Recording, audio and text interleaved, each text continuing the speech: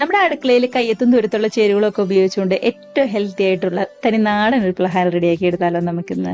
അപ്പോൾ അതിനായിട്ട് ഞാനിവിടെ 2 കപ്പ് അവലെടുത്തിട്ടുണ്ട് കേട്ടോ. എടുത്തിരിക്കുന്ന അവലൊക്കെ നന്നായിട്ട് തന്നെ ഒന്നും കൂടി ചൂടാക്കി എടുക്കുന്നുണ്ട്. ഇതിപ്പോൾ വെള്ള അവലോ അല്ലാന്നുണ്ടെങ്കിൽ ഇതേപോലെ ചുമന്ന അവലോ ഏത് വേണമെങ്കിലും എടുക്കാവേ. കണ്ടത് ഇതേപോലെ നന്നായിട്ട് ചൂടായിട്ട് വന്നതിന് ശേഷം ചിരകി വെച്ചിരിക്കുന്ന 1 കപ്പ് തേങ്ങ ചേർത്ത് കൊടുക്കാം.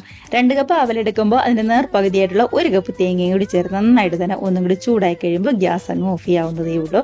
അതിനുശേഷം ചൂടൊക്കെ ആറി കഴിയുമ്പോൾ മിക്സിയുടെ ജാറിൽ ഇതേപോലെ ഇങ്ങോട്ട് പൊടിച്ചെടുത്തോണ്ട് വരാവേ. കണ്ടോ, അത് മതിയാവും.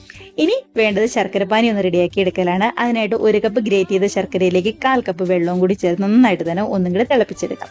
കല്ലൊക്കെ ഉള്ള ശർക്കരയാണെന്നുണ്ടെങ്കിൽ തിളച്ച് കഴിയുമ്പോൾ ഒന്ന് അരിച്ചെടുക്കുന്നത് നല്ലതായിരിക്കും കേട്ടോ. കണ്ടോ, ഇതിനകത്തേക്കാണ് നമ്മൾ റെഡിയാക്കി വെച്ചിരിക്കുന്ന അവലിന്റെ മിക്സും കൂടി ചേർത്ത് കൊടുക്കുന്നത്. ശരിക്കും ഒന്നും കൂടി യോജിപ്പിച്ചെടുത്തതിന് ശേഷം ടേസ്റ്റിന് വേണ്ടി കുറച്ച് കാഷ്നട്ടും ഏലക്കപ്പൊടിയും അതേപോലെ തന്നെ 1 ടേബിൾ സ്പൂൺ നെയ്യും കൂടി ചേർത്ത് കൊടുക്കുന്നുണ്ട്. എല്ലാം കൂടി നന്നായിട്ടൊന്ന് മിക്സാക്കി നമുക്ക് ഗ്യാസ് അങ്ങ് ഓഫ് ചെയ്യാവുന്നതേ ഉള്ളൂ. ഇനിയിപ്പോൾ വേറെ ഒന്നും തന്നെ ചെയ്യാനില്ല. വലിയ ചൂടൊക്കെ നാറി കഴിയുമ്പോൾ കയ്യിൽ കുറച്ചെടുത്ത് ലഡുവിന്റെ ഷേപ്പാക്കി നമുക്ക് ഇങ്ങ് ഉരുട്ടിയെടുക്കാവുന്നതേ ഉള്ളൂ. അപ്പൊ ഇത്ര സിമ്പിളായിട്ട് റെഡിയാക്കി എടുക്കാൻ പറ്റാവുന്ന നല്ലൊരു പലഹാരം തന്നെയാണ് ഏറ്റവും ഹെൽത്തി ആയിട്ടുള്ള തനിനാടൻ പലഹാരം.